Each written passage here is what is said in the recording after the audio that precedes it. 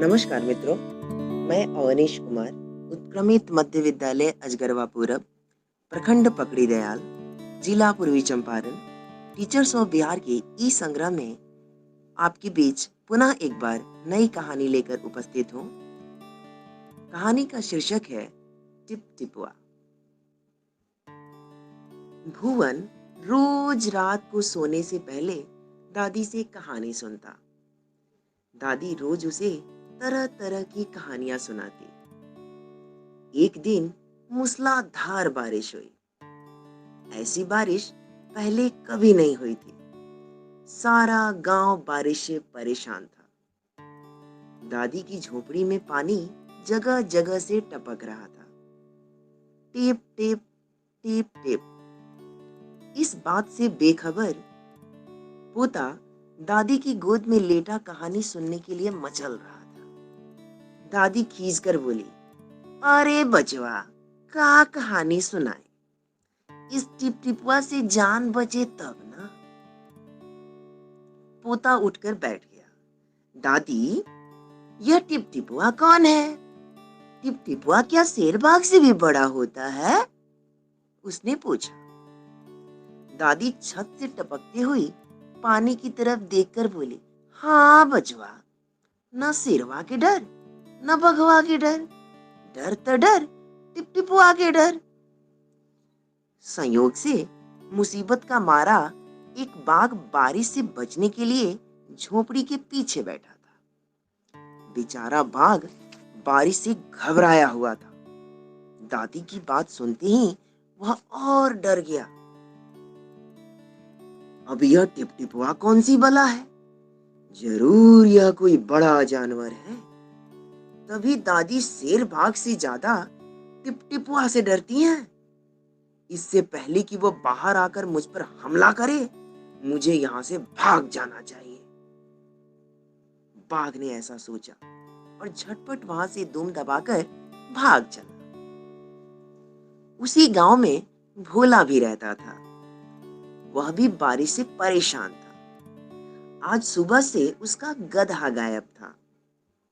सारा दिन वह बारिश में भीगता रहा और जगह जगह गधे को ढूंढता रहा, लेकिन कहीं नहीं मिला।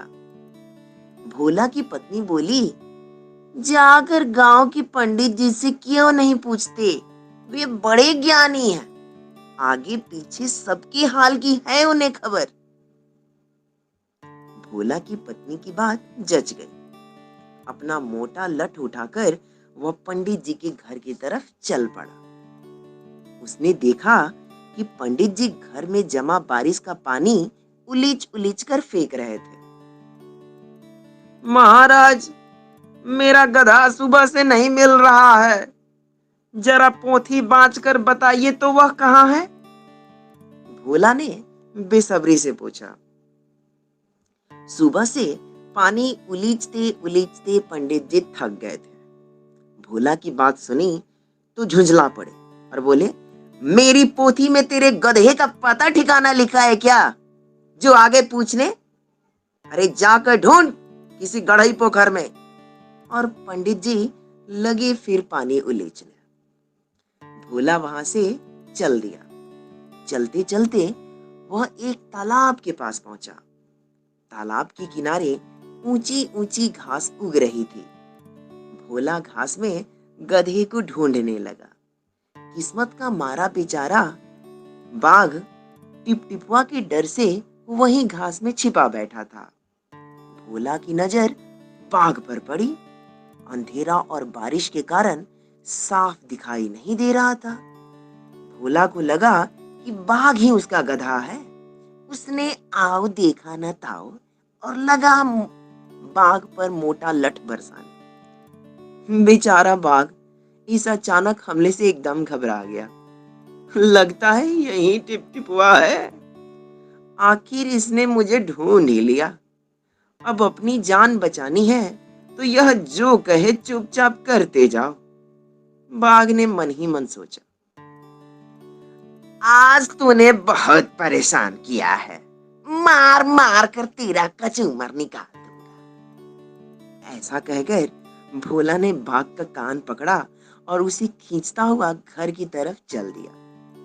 बाघ बिना चूं चपड़ किए भीगी बिल्ली बना भोला के पीछे पीछे चल दिया। घर पहुंचकर भोला ने बाघ को खूंटे से बांध दिया और सो गया। सुबह जब गांव वालों ने भोला की घर के बाहर खूंटे से एक बाघ को बंधा देखा तो उनकी आंखें खुली की खुली रह गई। धन्यवाद।